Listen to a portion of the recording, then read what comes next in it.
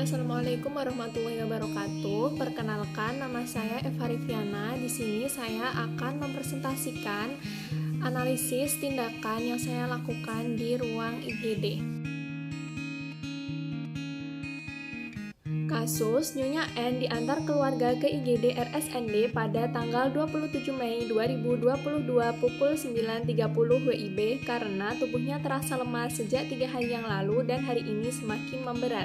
Pasien memiliki riwayat DM tipe 2 sejak 5 tahun yang lalu dan rutin meminum obat penurun gula darah.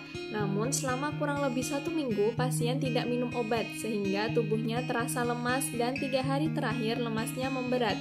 Pasien juga merasa haus. GCS pasien E4M6V5 dengan tekanan darah 165/99 mmHg, HR 100 kali per menit, RR 20 kali per menit, dan suhu 36 derajat Celcius. SpO2 99% dengan GDS 456 mg/dl.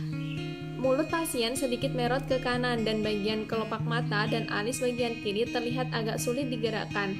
Pasien memiliki riwayat penyakit Bell's palsy, hipertensi, dan DM tipe 2. Hasil pemeriksaan laboratorium menunjukkan kenaikan nilai pada kadar ureum 90 mg/dl, kreatinin 1,5 mg/dl, HbA1c 8,3%, dan leukosit 14,6.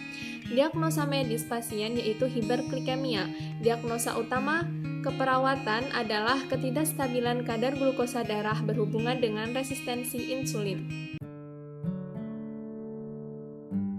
Untuk menegakkan diagnosa keperawatan utama ketidakstabilan kadar glukosa darah berhubungan dengan resistensi insulin, terdapat data subjektif dan data objektif.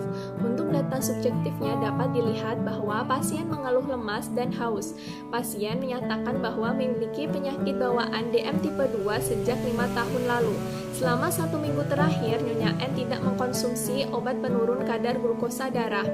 Data objektif dapat dilihat bahwa pasien tampak lemah, GDS 456 mg/dl, ureum 90 mg/dl, kreatinin 1,5 mg/dl, reduksi urin positif 2000. Tindakan keperawatan yang akan dilakukan yaitu pemasangan infus untuk pemberian cairan intravena.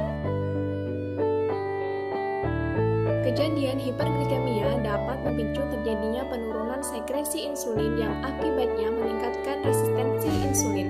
Resistensi insulin akan membentuk suatu lingkaran yang sama-sama membuat kerugian di mana hiperglikemia meningkat akan menyebabkan produksi insulin dalam tubuh semakin berkurang.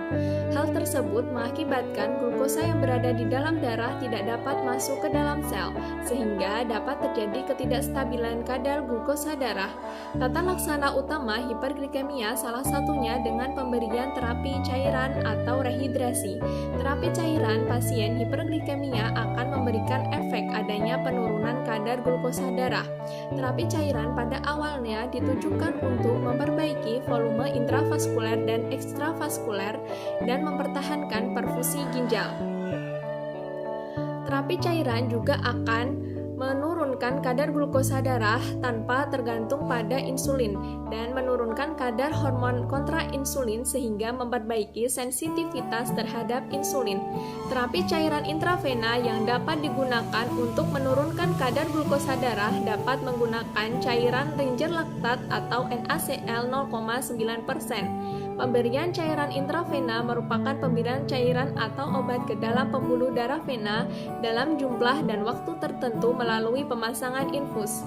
Pemberian cairan intravena melalui pemasangan infus digunakan untuk mengobati berbagai kondisi pasien di lingkungan perawatan rumah sakit. Sistem terapi ini memungkinkan terapi berefek langsung, lebih cepat, dan lebih efektif. Ada beberapa hal yang harus diperhatikan dalam tindakan pemasangan infus. Yang pertama yaitu sterilisasi.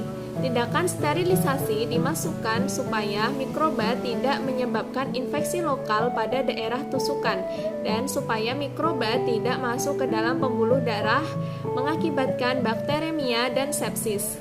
Yang kedua yaitu fiksasi. Fiksasi bertujuan agar kanula atau jaringan tidak mudah bergeser atau tercabut. Apabila kanula mudah bergerak, maka ujungnya akan menusuk dinding vena bagian dalam sehingga terjadi hematom atau trombosis. Yang ketiga yaitu pemilihan cairan infus. Jenis cairan infus yang dipilih disesuaikan dengan tujuan pemberian cairan. Pada kasus ini, cairan infus yang digunakan yaitu Ringer laktat. Yang keempat, kecepatan tetesan cairan. Kecepatan tetesan cairan dapat diatur sesuai dengan kebutuhan.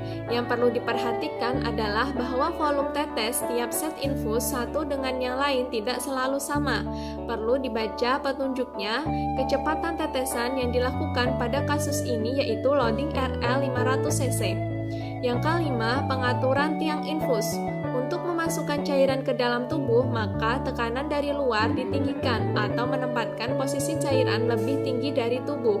Kantung infus dipasang plus minus 90 cm di atas permukaan tubuh agar gaya gravitasi aliran cukup dan tekanan cairan cukup kuat sehingga cairan masuk ke dalam pembuluh darah.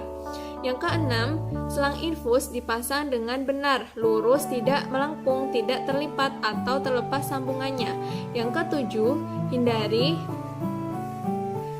hindari sumbatan pada bevel jarum kateter intravena.